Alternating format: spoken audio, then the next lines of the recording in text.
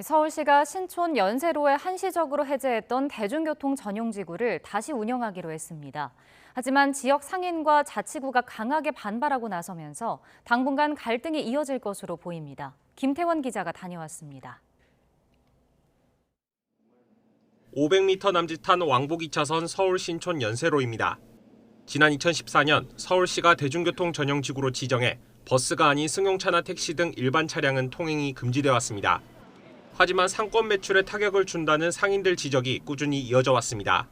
이런 이유로 서울시는 지난 1월 지정을 한시적으로 해제했고 지난달에 최종 폐지 여부를 결정하기로 했습니다. 그런데 서울시가 최근 최종 판단을 내년 6월로 미루면서 찬반 갈등이 수면 위로 떠올랐습니다. 서울시 측은 전용지구 해제가 상권 활성화에 도움이 됐는지 분명치 않아 추가 검토가 필요하다는 입장입니다. 또 이번 달부턴 약속한 기간이 끝났으니 당연히 전용지구로 돌아가는 게 맞는다는 겁니다. 하지만 서대문구와 지역 상인들은 실제로 해제 기간 동안 매출이 증가하는 등 효과가 있었는데도 아무런 협의도 없이 서울시가 전용지구를 강요한다며 반발합니다. 타 유사 상권과에 비해서도 매출 성장률이 높습니다. 저녁 퇴근 시간에 차 안 막히는 곳이 서울 시내에 있을까요? 다 막혀요. 그거보다 양호했던 걸로 알고 있습니다.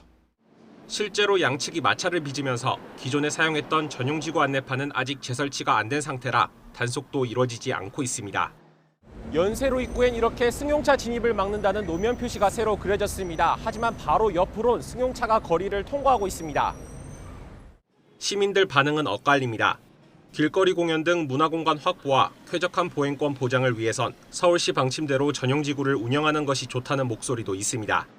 행사 같은 것도 많이 하고 했는데 자동차들이 다니다 보니까 그런 주말마다 하는 행사들도 많이 없어지고 반면 전용지구 지정 전에도 별다른 불편이 없는데도 보행자 보호를 이유로 무리하게 운영할 필요는 없다는 의견이 맞섭니다. 일주일에 1, 2회 정도 이 거리를 오가고 있는 중인데 딱히 큰 문제는 겪고 있지 않고 이 거리를 지금 그거를 막는다고 해서 크게 나아질까 하는 의문은 드는 것 같아요. 한 차례 중단했던 전용지구 운영을 서울시가 직접 나서서 환원한 만큼 이를 내년에 또다시 뒤집을 가능성은 크지 않아 보입니다. 하지만 지역 상인들과 자치구가 강하게 반발하는 상황에서 위반 차량 단속 등 실제 운영까지는 당분간 차질이 예상됩니다. YTN 김태원입니다.